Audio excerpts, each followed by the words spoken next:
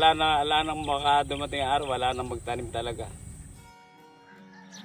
Pasalubong namin ito sa mga magsasaka at magbubukid na nagugutom. Pero sila ang bumubusog sa atin. Kumusta? Ako si Kimberly Toralba, ang writer-director ng Pasalubong at ito ang aking debut film. Isang kwentista, aktivista, anak ng manggagawang bukid at may pamilyang magsasaka rito sa Nueva Ecija. Ganda nga yan para malalaman ng mga nasa taas na ang magsasaka ay hirap na hirap sa buhay. Ang mura-mura ng palay, ang laki-laki ng puhunan.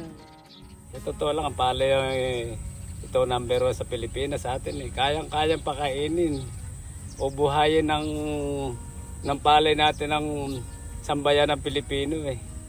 Kaya lang, pagaganda rin, baka gutom mga abutin. Hindi lang tayo manonood. Tayo ang batang sikido na namumulat pa lang sa laban ng lupa.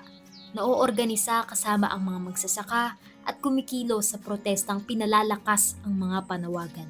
Tara, samahan natin si Kido sa pagsasabuhay sa buhay ng mga manggagawang bukid at magsasakang Novo Ecijanyo at Ecijania. Kasama namin kayo at ang buong Project Pasalubong, tunay na reforma sa lupa.